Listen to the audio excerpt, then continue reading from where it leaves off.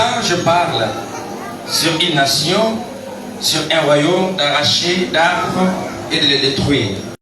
Nazolobela na ingumba moko oyo esengeli tango susu kobotola ya bokonzi oyo esengeli. Mbala moko nalobeli engumba, nalobeli babokonzi ya kolongola pe ya kokata pe ya kobebisa. Mais si cette nation sur laquelle je parlais revient de sa méchanceté, kasi soki engumba oyo ngai nalobeli yango ezopela cette nation kasi soki engumba oyo sur laquelle oyo j'ai parlé nalobeli revient de sa méchanceté, yango ezopeli na kanza na yo. je ne n'ai pas du mal que j'avais pensé à lui faire. ngai mpenza nazali kotuba etope kokata na mabe oyo nakanisaki po ete nasala yango. Dieu, nzambe il passait à mal. ye abandaki kokanisa mabe Il passait de faire de bonnes choses. mpe abandaki kokanisa Et de bonnes choses sont arrivées. mpe makambo ya malamu ekomi. Mais Dieu est en train maintenant de t'observer. kasi nzambe aza na kati ya kotala yo. Ou bien s'il a venu, il va te détruire. etope soki okoki ete ye koboma ye. Maintenant, il faut dans toi sika watali kati na yo de bonnes choses. bamakambo malamu. Dieu ce n'est pas pour te détruire. nzambe akati atubeli po ete asala oyo likambo wana.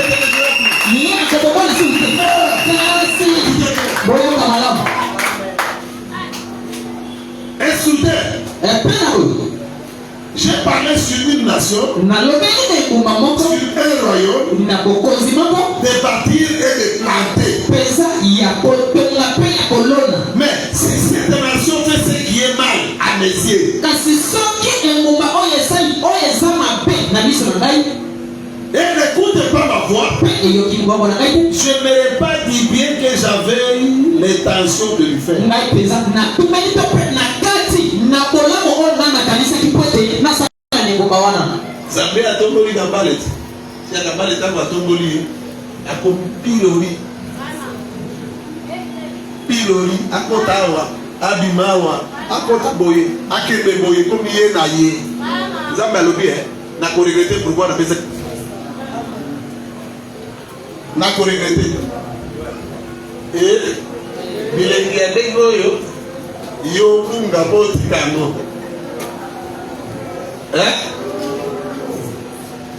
Noblesse ya boye otigango c'est pour moi nazala dur na vie na ngako vie na ngako il faut nazala dur. Amen. ezala bongo C'est ça. ezali bongo Nakungisa bilengi ya ndenge oyo frère kaka mpona makambo ya okende soki wapi nalia deja na restaurant ntango nazalaka partout so moto abenga na restaurant sikawa nayebisi nakolia na ngai te. Camarade ya frère Jonathan oyo azaka na téléphone na ngai soki abenga na tie je suis occupé soit de faire autre chose. Elle dit c'est ta mauvaise c'est ta sale comportement. ezalelo Ta sale comportement. ezalelo na mabe. Je dis Seigneur merci. Moi sur le 8 qui me dérange. Vraiment. Et donc elongolaki moko na 8 oyo babanda tobisanga.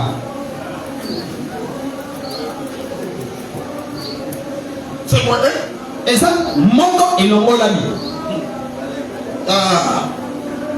Parce que yo oza na bapense na ngai te, yo oza na ndenge na yo ozoya oza, tu n'es même pas dans la volonté de Dieu. ozokokata na mokano na nzambe te. Si tu dis que non, je n'aimerais pas kozala na yo, je suis content. soko olobi ete ngai na kati to na kozala na yo wana lobi masesepeli mo okei na yo. Si quelqu'un cherche à t'amener en enfer, soki moto azoluka wana mona lifeli maintenant alobi ke banda lelo na longo na vie na yo, s'il faut se blaguer alongi te komona enfer. amen. Amen. ezala bongo Mais c'est ça.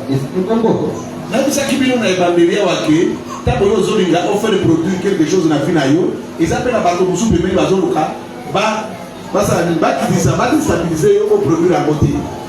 Mais sika soko oyo wana azolinga yo produire te na vie na yo, alobi no banda lelo mpe naza so wana te, yo osala nini osepela te osepela.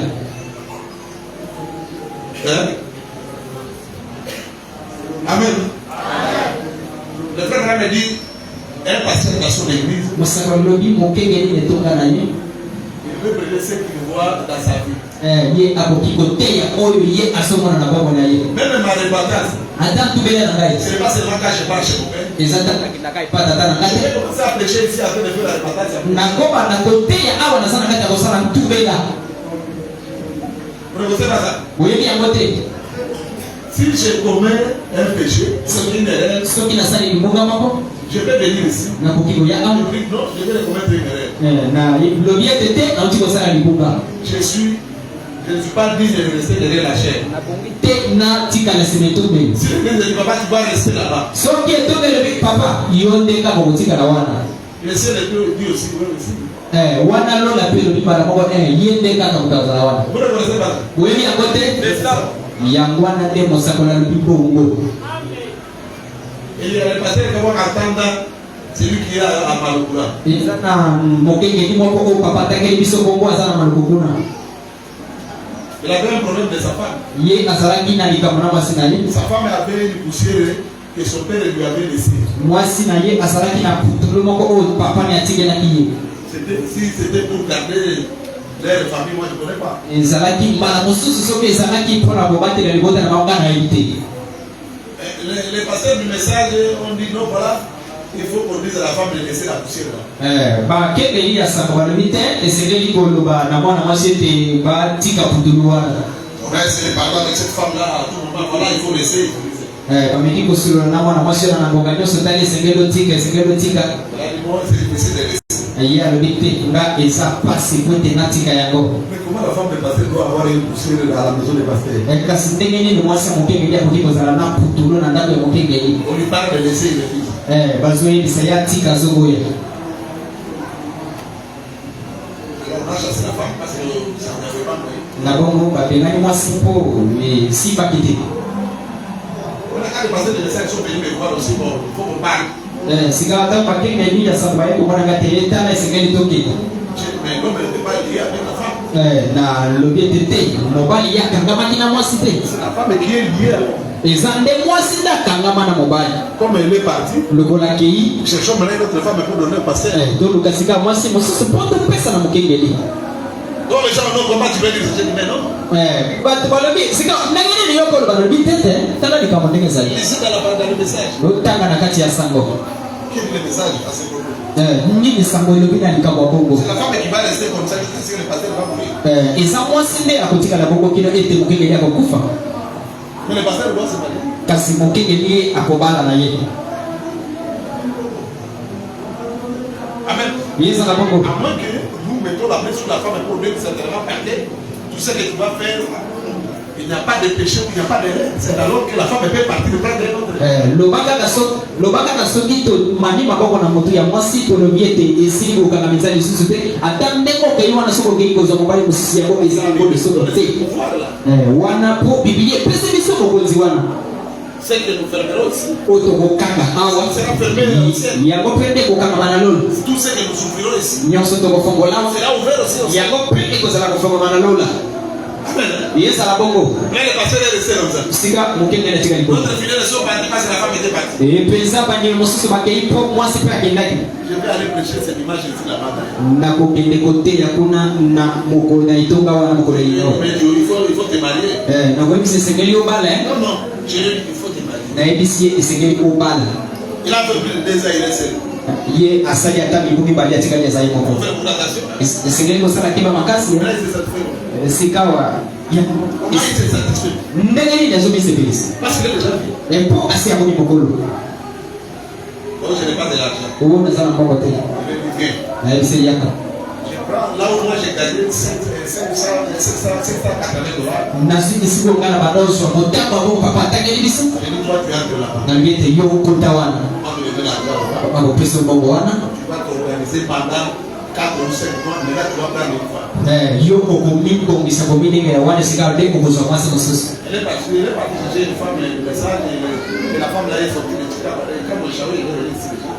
ye akei libongisi azwi mwasi moko awuti na kamwesha azonibomilengela Je crois que c'est l'image que je vois cette femme là. na ndepesami ete mokolo yengawo na komona mwana mwasi wana eza nde bongo Il va continuer la vie. akokoma na bongo na ye C'est la femme qui est liée à l'homme. eza mwasi nde akangama na mobali eza boyete ozokana ozokolinga kozala die eza ye eza boyete yo nozoluka kozala die yo nozokende kosendie kuna eza boyete soki ozalaka monoko oyo mabele oyo mama na yo azalaki nango bana mobali prépare mpo ntango koloba ngo bapendani yo yo nomikangi ye amikangi te na kwese mpasi mosusu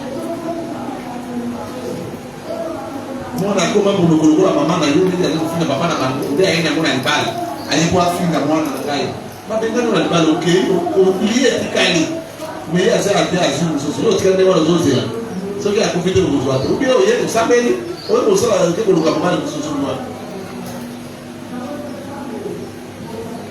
c'est moi si dans l'église les autres se comporter ma église c'est déjà ma tête il faut moi si à toi mater à dire oui darling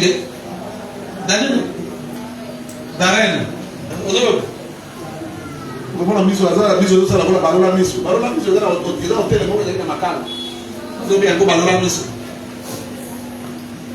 c'est ça bon okoya tu zo préparer yo yo mona ma tu zo préparer yo pona mobali wa koya zwa yo yo ko yo mi préparer na ndenge na yo na zo ko mi préparer na ndenge yo ndio mona o zo atata moko ya mokolo a condition milimu avec na libala bota ozo bota te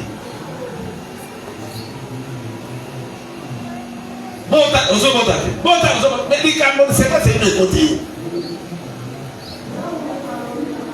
hein non te pas c'est le problème ngo ya wa kwa baraka ngene recevoir une bénédiction elle est une bénédiction ya muy bien bénédiction ya ngene je vais te dire que ne pêche plus na ye koyebi sote kosomo kana soso te mbona yo pe wana ozumi basi ozumi basi we bazo no milimo mukolo kusali mukanda ko bazwa bino na musala quelque part ona ka akombo na onde babwaka po milimo etonda yo ya mabe ya bato za ibola na bango soki na bala soko na bako ya avenir soko na avenir ozo keno tam soya kape ko sukola mama moko wana oyo mwasi mobali ne akufaka milimo mbali tikala ki wana konti pe yo so milimo mobali wana pe kaki ya malédiction ko makutambola pe na yo bati ya ninga bale ka ba généraux yo kombo ni marate ngala sina leka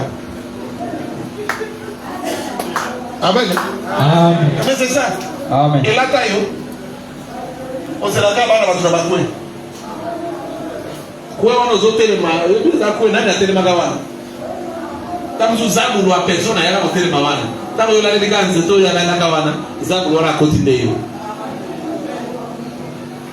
yo ça c'est la manière de l'homme d'agir hein wana ezaki ya moto ya si c'était la manière de Dieu il ne pouvait pas s'appuyer sur l'arbre soki ezalaki lolenge ya nzambe akokaki komiyekamela na nzete te Dieu a toujours sa manière nzambe azalaka na lolenge na ye c'est ndeko mwasi frère ndeko mobali kiti ya mwana boso tiens kitoi bien tout ça yo ozalaka na bandiama lelo wana so okosi ye ki ozalaka na bandiama ozalaka na bandollar eza péché te parce que moi si asala pas pour bakosa le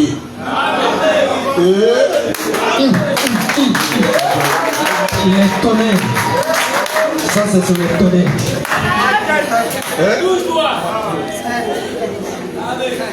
amen ezala bongo il faut kokosa moi si omoni ndane ozomona ngai awa na 4 ans na kosombela voiture moko boyo tambola nango vraiment wana mona seki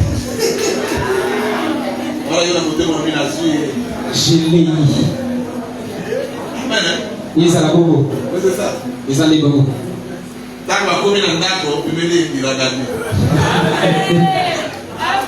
omona voiture olobaka na lobaka ntango sino te badaka na voiture mais salaire olobaka ozwaka eza kelozo akomamolo 450 000 francs omona zilibala ti moya momasuli bala ezali fatile ekangami na moboko amen ezala bongo c'est là la faute de frère Bagam kolangisama na masakoli entre la femme et l'homme na katikati ya mwasi mpe na mobali nani azwaki bolonga ya mosusu mwasi ube mobali c'est la femme qui a meublé l'autre homme eza mwasi nde azwaki mobali mosusu mais lelo soki akoli ozwi mwasi mosusu asiliki botaka ozwaka mobali mosusu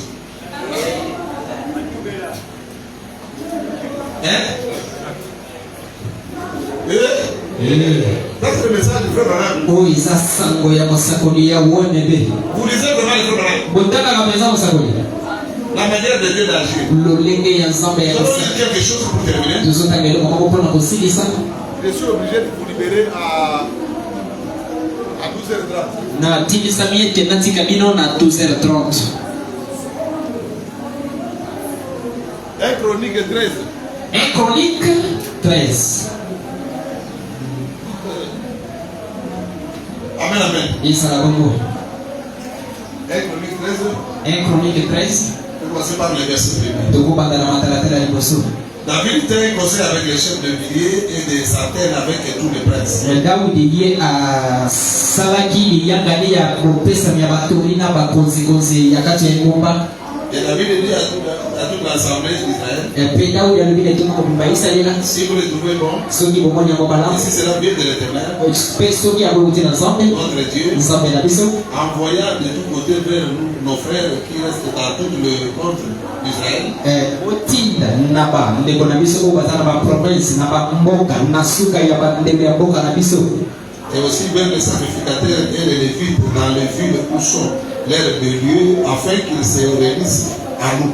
Pe na batumbi beka pe na basali ya Nzambe o bazana ba bingumba o bango bazali na tina ete baya kosangana na biso. Et ramener auprès de nous l'arche de notre Dieu. Pe ya komema pe na biso sanduku ya bolukani ya Nzambe. Car nous ne nous en sommes pas occupés du temps de Saïd. Pointe biso tozwaki yango te na ekeke ya Saül.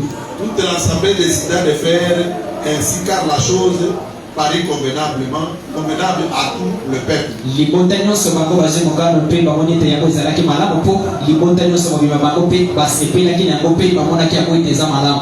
David assembla tout Israël depuis Shishor d'Égypte jusqu'à l'entrée de Hamath. Daudi ye asangisi bato banda na Shishor mpe na kino na ekoteli ya Israeli kino na Hamath. Pour faire venir de Kirja Jarim l'arche de Dieu. Mpona kosala kozwa sanduku ya bolukani esika ezalaki mpe komema yango na kati ya engumba. Amen, amen. Ezala bongo. Dieu était dans son arche à ce temps-là. Nzambe azalaki na kati ya sanduku na ya Et bolukani. c'est là où les gens étaient en train d'adorer Dieu. Mpe eza nde sikoyo bato babandaki kogumbamela Nzambe. Mais depuis l'époque où Saül était encore vivant, Kasi kutemeke ko Sauli azalaki na bomoi. les gens ne se prosternaient plus à l'arche. Bato babandaki kogumbamela lisusu sanduku ya bolukani te. David, Kasi Daudi si c'était solidaire ou bien une vision, je ne sais pas. soki ezalaki ekanisi na ye to mpe limono na yebi te. Et frère me dit c'était sa volonté à lui. Kosakana loki ete ezalaki mokano na ye moko. Mais il voulait lier ça avec la volonté de Dieu. Kasi ye alingaki akangisa mwana mokano ya Nzambe. Même si c'était une vision qui était venue de Dieu, Ata soki ezalaki limono euti na Nzambe. mais ce n'est pas David qui devrait faire déplacer l'arche de Dieu. Kasi ezalaki Daudi te nde asengelaki kolongosisa sanduku ya boyokani. Qui peut dire amen. Nani akolobisa À bongo? l'époque où je n'avais pas encore la commission, Na ekeke oyo nazalaki naino netinda te. quand je priais pour les gens, Ntango na banda kokundela mpona bato. je disais par la commission de mon père Israël Joseph. Na bandaki koloba na etinda tata na mesa na nayo soki. Parce que là, l'ange de Dieu connaît seulement mon père. Poete wana ange na Nzambe ye ayebi kaka tata na ngai. Par la commission de mon père Israël Joseph. Na etinda tata na ngai sala tuna osomo. Parce que Dieu ne m'avait pas encore envoyé à cet âge. Poete Nzambe atindaki nga na ino te nekeke wana. Dieu n'avait pas un nom qu'on appelait Yoshua. Nzambe azalaki na kombo to babengi Yoshua. Il pouvait avoir le nom qu'on appelait Yoshua Akokaki kozala na makombo babengi Yoshua. dans sa mémoire. Na makanisa na ye. Mais il n'avait pas le nom de Yoshua Kambale à face. Kasi azalaki na kombo ya Yoshua kabala basi te. Mais quand Dieu Kasi ntango Nzambe a fait entrer dans sa mémoire asali kokotisa na makanisa na ye. le nom de Kambale en bas sur Yoshua, Na kombo ya kabale ambasu Yoshua. je dis par la commission que le Seigneur m'a dit. Sikawa na lobi na etinda Nzambe apesa ngai. Dieu avait choisi David Nzambe aponaki Dawidi pour être roi de son peuple. mpona kozala mokonzi ya libota na ye. Roi de son peuple. Mokonzi ya libota na Et ye. non être serviteur de son peuple à travers Dieu. Mpe kozala mosali ya libota na nsima to mpe na nzela Nzambe te. Donc il y avait des choses Elikolo bete ezalaki na biloko mibale qui sont un peu différentes à cet aspect. oyo eza mpenza na bokeseni ya lolenge wana. Tu es Boulamatari, Oza bulatulu, tu es chef de Boulamatari. oza mokonzi to pesika mama. Marcher avec nous dans des choses de Boulamatari. Yo tambwisa biso to mpe tambola na biso na makabo ya ngula matani. N'ayez pas des choses de ngula matani avec des choses de Dieu. Yo kosangisa te makabo ya ngula matani pe na makabo ya Nzambe te. Les choses de Dieu. Makabo ya Nzambe sont autres par rapport à ce que tu dis. yango eza mususu na oyo zoloba. Dans la vie il faut qu'on déplace l'arche. Sika wa Daudi alipita sengeni tolongola sanduku. On a acheté des chevaux, on a acheté des ceci, là. Basomi bapunda pepa likwele ndenge na ndenge. Alors on a appelé l'arche. Sika bazwi sanduku. On a mis l'arche sur les chevaux là. Bati pesa sanduku kuruka nyanya na punda wana. Maintenant on a commencé à déplacer les chevaux. Sika babandiko tabola na bapunda wana na sanduku. Manière de Dieu d'agir. Lolenge ya Nzambe ya kosala. Et David et tout Israël monta à Bala, à Kirja, Jérim qui est au Juda pour faire monter l'arche de Dieu devant laquelle il évoquait le nom de l'Éternel qui résidait entre les chérubins. Pe Daudi ye akendaki azwaki sanduku ya boyoka epe na bato nyonso oyo bazalaki na bango mpe na bamboka misato batakeli biso alekaki na bamboka wana mpe bakomisa mpo bakomisa sanduku esika oyo esengelaki bato bazokumbamela. Il mit sur un char neuf l'arche de Dieu et qu'il apportait de la maison d'Abinadab. Pe ye azwi sanduku ya boyokani atie likolo ya mpunda ya sika oyo basombaki mpe bazokende na mpunda wana na ndako ya Abinadab. Et Uza et Achon conduisaient les chars. Pe Uza na Ashur bango babandaki kokamba mpunda. David et tout Israël dansaient devant Dieu, tous les forces à chanter et à joie, de harpes, de luttes, de tambourins, de cymbales et de trompettes. Daudi yenga libota nyonso bango bazalaki liboso na sanduku ya boyoka liboso na Nzambe na kati ya koyemba mpe koganga mpe kobeta bambonda mpe bakitiakatiaka bazotindika milolo mpe makambo minene.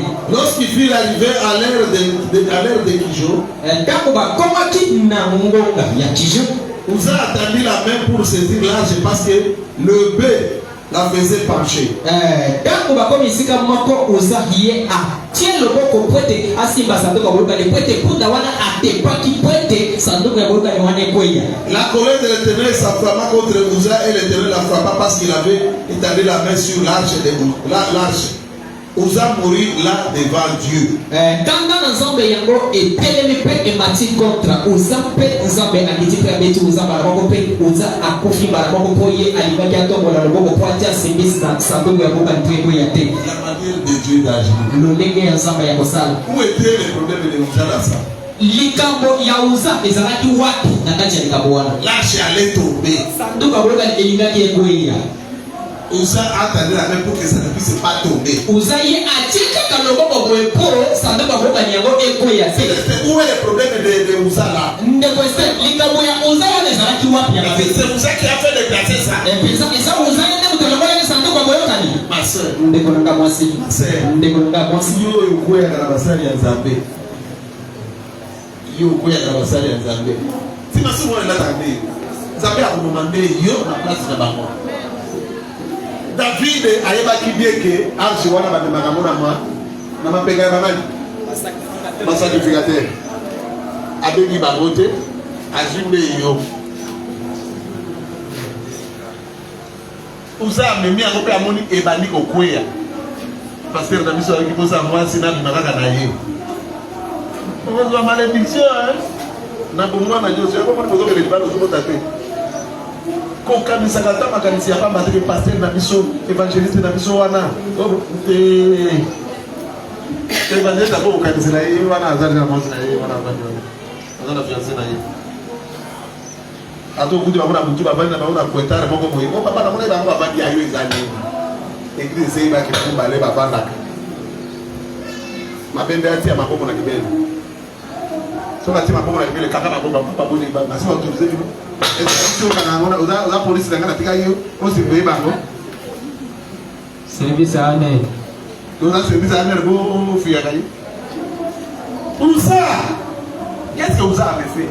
Nini Uza asalaki? Si Dieu voulait, soki Nzambe alingaki, mais il fallait frapper David. esengelaki ndabeta Daudi. Parce que David c'est lui le roi qui a fait déplacer l'arche. Mpo Daudi ye aza mokonzi moto alongosisaki sanduku ya boyokani. Mais comme Dieu kasi lokola Nzambe avait des promesses avec David, azalaki na bilaka na Daudi, il ne pouvait pas le tuer avant que la promesse puisse s'accomplir. akokaki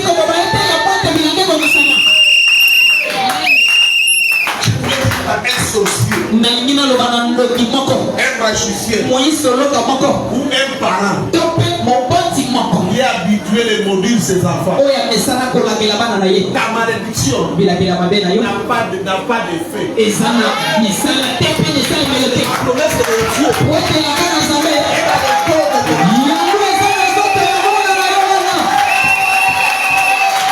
Amen, amen, amen, amen. Il n'y a rien. Ezana longo moko te. De toi. Il y a longo. Il va s'accomplir dans son corps. Oya kokolisa na zoto na ye. Parce qu'il y a la promesse de Dieu. Pour ezana la kana zambe ezana. Daudi Après les promesses. Yes, la kina bilaka. Quand Dieu était en train de louer. Et quand on s'en va qui ko pakola ye. Il était en train de parler. Abana ki ko loba. Toi. Yo. Tu amèneras mon peuple. Ko mema ni bota na ngai. Tu feras ceci. Ko sala boye. Tu feras cela. Ko sala wana kuna. Même quand on cherchait à le tuer. Atata ko babana ki ko loba ko ba ko mai. Rien. Eloko moko te. Eloko moko te pouvait faire. Eloko moko te ko eko ko kisama. Parce qu'il y avait la promesse de Dieu. Et pour te sala ki la kana nzambe. Dieu a tué une autre personne. Nzamba toni moto mususu. Et le roi avait donné le travail de transporter. Oyo mokonzi apesa ki mosala ya komema. Il a transporté. Amemaki. Il a exécuté l'ordre du roi. Ye atosinde kaka mitindo ya Mais là, mokonzi. pour tuer, Sikapona koboma. Dieu a pris cet homme-là. Nzamba komi moto wana. La manière de Dieu d'agir. Lolenge ya nzambe ya kosala. La manière de Dieu. Lolenge ya nzambe. Ne t'associe pas dans les péchés des autres. Ye kokangama te to mpe komikotisa te na masumu ya bato mosusu. C'est que toi tu appelles le péché pour lui. Oyo obengi masumu mpo na ye. Peut-être Dieu n'appelle pas ça péché. Mbala mosusu nzambe azobengaka masumu te. Ou bien ne te faites pas quelque chose que toi tu ne connais pas bien. Eto mpe ye komisala te eloko moko boye oyo yo moko yebi malamu te. Il peut te ramener à cela. Nani akolemisa bango? Où ça? Uza Tu es mort. yo kufi. Parce que Dieu a exécuté la volonté de l'homme. Kwete yo tosinde mokano ya moto. Papa. Dans un message, c'est le moment où on va voter dans le bureau de Sévan à Tibani. On va voter dans le bureau de Sévan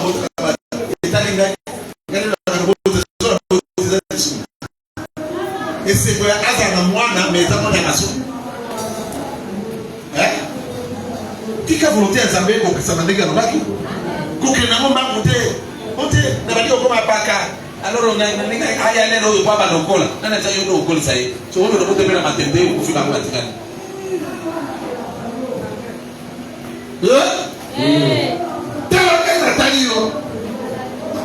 Comme ça, la macabobo, c'est fait que ça passe la communauté. Comme ça, on a $10, on va coller un andako, on peut s'y abonner le soir, on va dans la main l'été. On a des personnes qui vont passer là, ils vont gagner. On peut se barrer dans la cour pour dire à ma tête. La sécurité, ça dit passer là, on a besoin de $10. Mon voisin a mis balai à sa mot. Amen. Gars, ils ont besoin de matinée, ils ont au Chine à Milo. Mais yo pesa ko Canada, mais tant que c'est ton problème, on doit Canada là, amen. Tala ni bonsoir wa frère. Makamono sunao itakaanzo toteka kwa makazi spirituel. Amonia. Makamono ya spirituel ndio ya soto. Bali sio sukula kuna mzozo sukula kila kwa magari wala suruni makamu. Watu watene mapemeno huko bazo ukata kwa yoka te. Mbana huko kwa akanale bote bali kwa zara kwa sio uzati. Soit brosse na colgate kende umeka so mo ne simite ya ka ngora so ba tsara ka alene ko ya mo kufuta bongo ne baso de mbali ba to ala ka bien yo me mbali ndio mtu mmoja akanganga ka kutema usio mo msa mtu kwa kaka leo mtu mtu kwa wale kuti na mbetu na sura mafuta ya frère na mazuri yo na joto mwana matodo makamu tena mtu mbali za pasi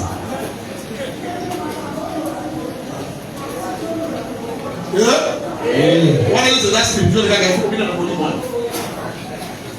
Ne pas passer au message tu vas nous sur la première. Le message du frère Banane, il a tout péché. Sango ya masango ni pizza ate ya nyonso.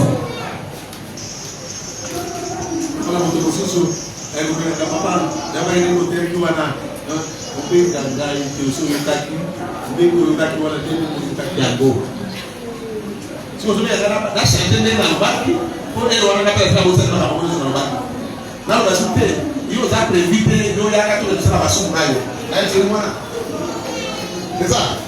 Donc, on va essayer de voir le vide, nous, on a des arcandés, nous, on a brûlé. On a mis une émission que nous, sur votre début de manayo, nous, on a fait un parti.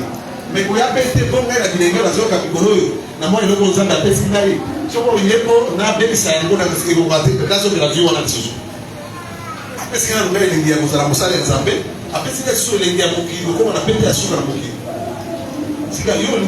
a les gens qui ont fait des gens pour la cabo la éviter le frère il y a des gens qui ont fait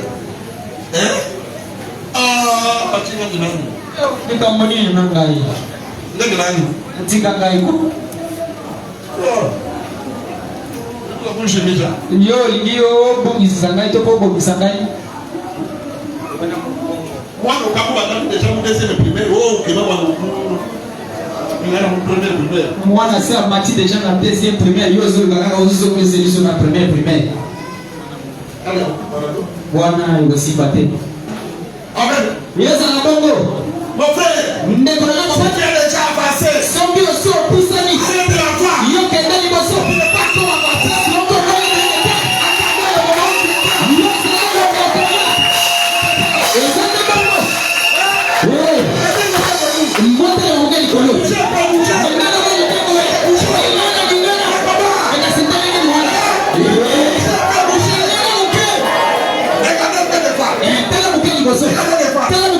je ne peux pas encore partir. Mais je cherche à partir.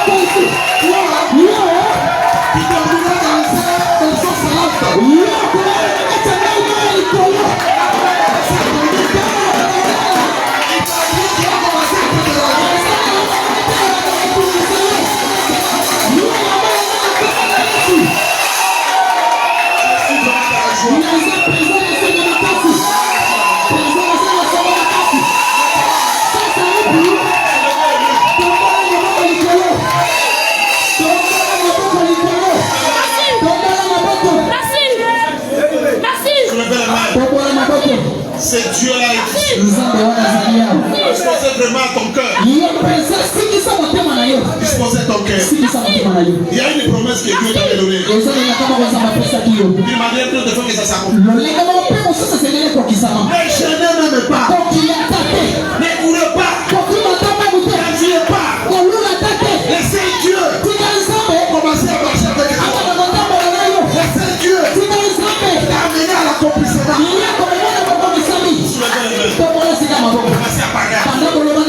Je ne sais pas ce que tu as fait.